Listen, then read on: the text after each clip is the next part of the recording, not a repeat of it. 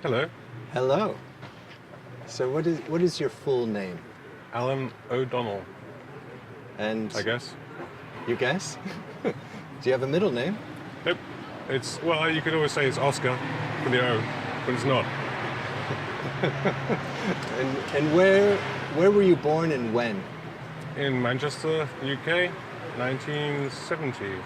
1970. So you're a Mancunian? I guess so. Did Yes, I they say used that to be. correctly?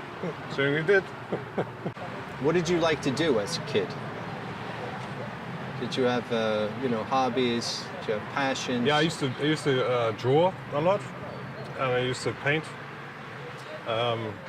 Listen to a lot of music and read lots of books as a kind of, I suppose, escapism, because the childhood wasn't that great, and it was always a dream to actually leave Manchester, to get out there.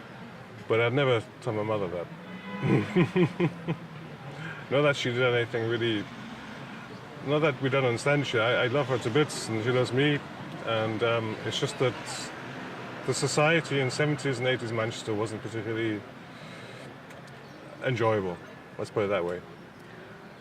We didn't have much money. It was kind of a very paltry existence.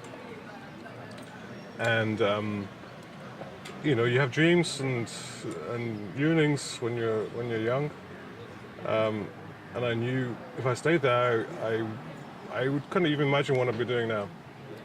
So it was really a big goal was to get out. And I suppose even though I wasn't a very good student, I still managed to do that and get to university, which was quite. Yeah, I mean, I think the only reason why I did that is to get out of Manchester, to be honest. Otherwise, I reckon I probably wouldn't have even gone to university or done something like this. So. And what did you study at university? Did you know what you wanted to study when you started, or did you figure that out along the way? It was only basically the two things I was good at. So, the another thing I did when I was young is I was interested in computing. Again, it was escapism. There was possibility to play computer games, and even though they were quite very simple constructs, it was still a way of achieving escapism through that medium. So I became interested in computing and computers, and I learned how to program at a very young age, maybe 12 or something. Which gave me a basis for what I could do later on. And in the middle of the 80s, I went to Germany as well, and I did an exchange, 2 times exchange. What's the word? Not a course, exchange program. In North Franken, and I thought it was great, and it was like a view of a different world. It was complete polar opposites of what I was experiencing in my life in Manchester. So when we got there, in the school, basically we went to school in Bavaria, northern Bavaria, and all the kids could speak English. And I was like really ashamed that I couldn't speak any German. I could speak maybe a couple of words. But I promised myself from that day on I was going to learn German and be able to speak with them in their own language. So it comes down to it really that I concentrated on computing and German. So I ended up going to university and studying both of them in a combined course. And that's basically what I'm doing today, is computing and German. So I kind of achieved a goal, so at least I have that to be proud of, I suppose. Part of my university course was a sandwich course, so that meant a year in Germany, or the best part of a year.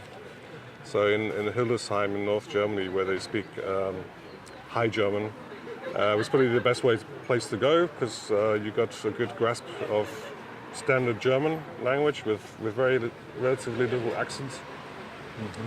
And that was one of the most amazing years of my life. being able to see a different culture and meet people from different parts of the world.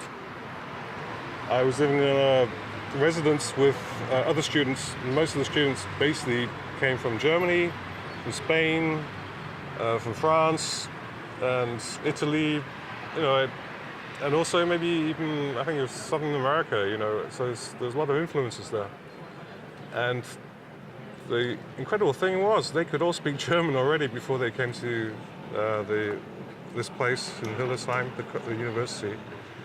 And I felt a little bit in awe, because they'd all gone to German schools of one kind or another throughout the world, and they already had a head start. So I turned up in Hildesheim, still not being able to speak very good German, but it was amazing. Within 3 months, I was basically forced to speak German. I didn't speak any English at all for basically the whole year. So within 3 months, I started to be able to converse pretty well, and in 6 months I was dreaming in German. And it was just seeing people, as I say, people from different cultures, seeing how they look at life. I learned a lot of Spanish through this as well. It was just opened my eyes up to the possibilities of what can happen in the world. And yeah, and I fulfilled my dream of being able to speak German pretty much after that year. So, I mean, I was so embedded in the society that when I came back to Manchester after that year, I also started smoking in those days as well, which is a terrible thing, unfortunately. I suppose it's not all roses, a bed of roses. So yeah, I started smoking. But when I came back to Manchester then from the year in Germany, I was speaking German so much, I went to the nearest corner shop and asked for some cigarettes and some matches, but I couldn't remember the word for matches. It just didn't come to me. You know, I had to literally point them out because I just had the word for matches in German in my head. It was incredible, you know, and you start thinking these tenuous links that you have to basically reality, you know, it's like things can change in your life so much. It's sometimes hard to grasp. You know, once you've been through a certain, I mean, and lots of people have probably been through this and they've dived into different cultures and different languages. But it was a first for me. I was 21 years old and I found it absolutely incredible. And, but I spent then the next 7 years back in England. I was working there, got my first job in computing. And I basically lost most of my German. I was writing to people I'd met in Hildesheim through email, and I couldn't even write German anymore after 7 years. I'd forgotten it all. So I think I decided then it was time to refresh it, and a good opportunity would be to come to Germany and get a job here. And it happened that I got an interview, a telephone interview on a Friday here in Frankfurt. On the Monday I started work, so it was quite incredibly quick. That quick? Yeah. And within, again, I couldn't speak German very well, but enough. Actually, in the interview I spoke half German, half English, because I couldn't say everything I wanted to. But within 2 months it was all back again, you know. And it's been improving ever since. And it's another thing. I've been here for 18 years in Germany. And no matter how long you try and improve on something, you can always learn. And it's the same with anything, really. You know, I'm finding myself just learning new things every day, which is the spice of life, I suppose. Okay. And you've been in Frankfurt the entire time? Have you lived in Frankfurt? Yeah. Initially, I was thinking maybe 6 months. And my initial thought was to come to Frankfurt and get the German back, do a bit of work and see the place. But then maybe even I still had big dreams. I thought, you know, I will move to Italy and do the same thing there for 6 months or a year or two. I go to France, I go to Spain, and just journey around Europe doing this thing. But Frankfurt is a way of capturing you, and it happened to me too. So I'm still here after 18 years. But I think I have no regrets, but I think if I did some other things a different way, it could maybe have turned out differently, but who knows? I mean, that's just the same thing. Nobody knows what's going to happen. But it's basically what I took the easy way out. You know, instead of doing something at university that was incredibly interesting, I just took the two things that I knew I could do. So I'm quite lazy in that respect. So I took the easy route. But then, at least the easy route allowed me to, you know, fulfill some kind of dream. What is a successful life to you? I think it's too difficult to answer. Too difficult to answer? Why is that? Yeah, because you're always revising opinions or things like this. I think if you think you're successful, then maybe you're not. I wouldn't say success, I would say what are you really happy with? Are you fulfilling really something in your life which makes you happy?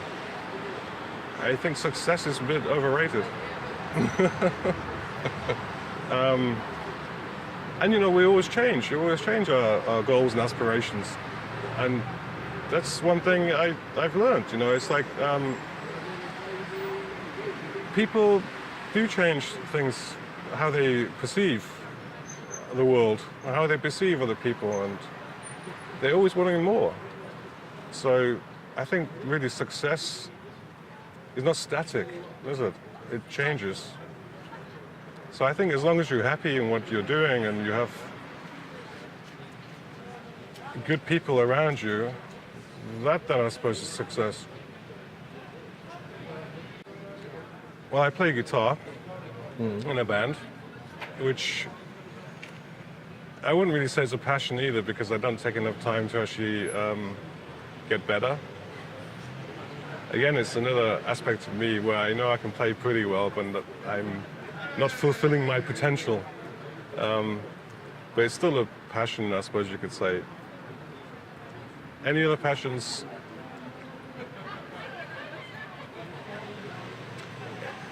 Learning more. It's just there's not enough time in the world to actually learn everything you want to. There's just so much new. You know, it's like when I was young, I didn't even have much interest in history, and there's just so much of that stuff, you know, that you can really turn to and become wiser, maybe. But then again, not necessarily. It's fascinating anyway. I think there's just so much to be fascinated by, and I have a fear. I'm quite an anxious person. I have a fear I'm probably going to die without learning as much as I wanted to, which is quite egotistical, you know. Because no matter how much you learn, unless you give it to somebody else or help progression in society, what use is it? So it's like I have these feelings of being anxious. Sounds a bit crazy, but and pompous, I suppose. Why do you come to the Four Corners? What is it about this place? I think it's something that is missing in society in Germany, and that's basically harking back to my origins, which is basically a sense of camaraderie in an English-speaking location. It's strange. It's like people don't change that much, really, and I think especially from your origins, your source, it's ingrained into your soul. So I like having a beer, but it's not really just coming here and having beer. It's really having contact with a society which is not present here in everyday life, which obviously is to do with the humor involved, to do with the way people interact. It's just a cultural thing, which is, I think I've fit in pretty well into German culture, but if I don't get a fix of my English culture, there's always something missing. And I think that's the main reason. I've not really analyzed it too much. And I think this pointless really having regrets, even though I might have mentioned, people do have regrets, but it's pointless dwelling on anything like this. No, but you mentioned that you might have gone in a different direction than the easy ways. Well, yeah, especially, I mean, I didn't want to talk about my childhood before. I'm not going to now, but I suppose a great influencer in my life was my grandfather. And my grandfather, he allowed me to pursue computing because he bought me a computer. And they were very expensive in those days.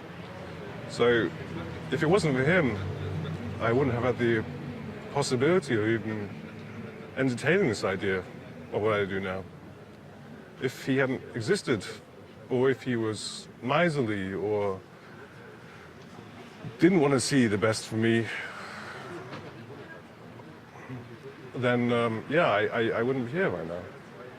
That's not a regret. It's like it's a way of changing fortune, I suppose, which you have no control of course. And I just didn't appreciate it as much as I should have done at the time. So I regularly think about him now, and yeah. Okay. So, thank you, grandfather. Hey, thank you, Alan. I'd like to shake your hand, but I Oh yeah, you can't because you've got the... I can do it. Fist bump.